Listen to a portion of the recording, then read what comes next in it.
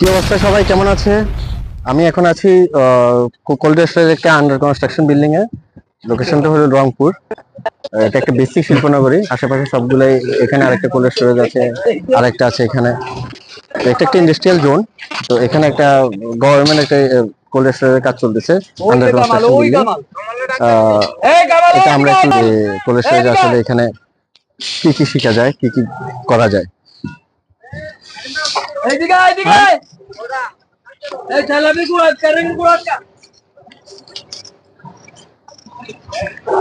Sir আসসালামু আলাইকুম। ওয়ালাইকুম আসসালাম, ভালো আছেন? আলহামদুলিল্লাহ ভালো আছেন।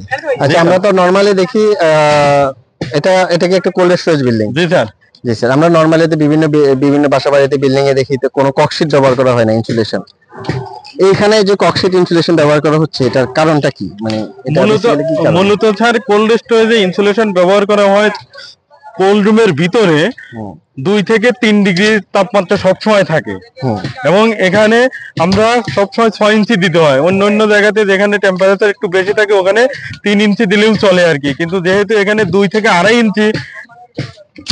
2.5 ডিগ্রি সেলসিয়াস তাপমাত্রা থাকবে, যার কারণে এখানে 6 ইঞ্চি ইনসুলেশন ব্যবহার করা হয়। আর ইনসুলেশন ব্যবহার করতে হলে যাতে বাইরের টেম্পারেচার ভিতরে না যায়, ভিতরের টেম্পারেচার বাইরে না আসে, যাতে টোটালি একটা ব্লক করা হয়। জি স্যার। মানে এটা কি মানে আলু সংরক্ষণের জন্য? এটা স্যার বীজ আলু সংরক্ষণের জন্য। বীজ আলু সংরক্ষণের। এটা নরমাল টেম্পারেচারটা কতটুকুতে রাখা হয়? নরমাল টেম্পারেচার প্রি কুলিং এর ভিতরে থাকে 12 এবং কোল্ড রুমের ভিতরে থাকে 3 থেকে 3.5 ডিগ্রি। কোল্ড রুমের ভিতরে। এটা শুধুমাত্র যেটা আলু যেটা আমরা বীজ করি ওই বীজ সংরক্ষণের জন্য। জি স্যার, ওই বীজ সংরক্ষণের জন্য। এবং বীজগুলো এমন ভাবে রাখা হয়, বস্তাগুলো দাঁড় করানো থাকে আর কি, যাতে প্রত্যেকটা বস্তার ভিতরে দিয়ে বাতাস যাওয়া আসা করতে পারে আর কি। আচ্ছা, এটা কি মানে লেয়ার সিস্টেম থাকে, রাইট? এটা লেয়ার সিস্টেম থাকে। এবং এটা কি রকম লেয়ার সিস্টেম থাকে? এটা লেয়ার সিস্টেম থাকে মানে বিভিন্ন জায়গাতে র‍্যাক থাকে, র‍্যাকের উপরে 6টা করে বস্তা থাকে আর কি। এই প্রথম লেয়ার, সেকেন্ড লেয়ার, দ্বিতীয় লেয়ার এবং র‍্যাক গুলো 1 মিটার হাইটে করতে হয় আর কি। এবং র‍্যাকের ভিতর দিয়ে যাওয়া আসা করার জন্য একটা প্যাসেজ থাকে আর কি। এটা কতটুকু ক্যাপাসিটির কোল্ড স্টোরেজ? এটা হইলো টোটাল হইলো 2000 মেট্রিক টন, কিন্তু একটা করে ব্লক আছে। আমরা যে ব্লকের উপরে দাঁড়া আছি এটার ক্যাপাসিটি 500 টন। 500 টন, 500 মেট্রিক মানে টন। এটা কয়টা ব্লক আছে এখানে? এখানে 4টে ব্লক আছে আর কি। 4টা ব্লক আছে। 4টা ব্লকে 2000 মেট্রিক টন 2000 মেট্রিক টন বীজ আলু থাকবে আর বীজ আলু থাকবে। আর পাবলিক কোল্ড স্টোরেজ যেগুলো আছে ওরা তো র‍্যাক সিস্টেম করে না, ওরা সাধারণত বাঁশ ব্যবহার করে ওদের উপর দিয়ে বস্তা একের পর এক গাদাগাদি করে রাখে এবং বস্তা কোনো সময় উল্টায় না, ইয়ে করে না, যার কারণে ওদের বীজগুলো নষ্ট হয়। পাবলিকলি এটা তো গভর্নমেন্ট, কেউ যদি প্রাইভেটলি কোল্ড স্টোরেজ করতে চায় সেক্ষেত্রে আপনাদের কোম্পানিতে বাংলা মার্ক গ্রুপ, রাইট? জি স্যার। সেক্ষেত্রে কিভাবে সহযোগিতা করতে পারেন আপনারা প্রাইভেট সেক্টর?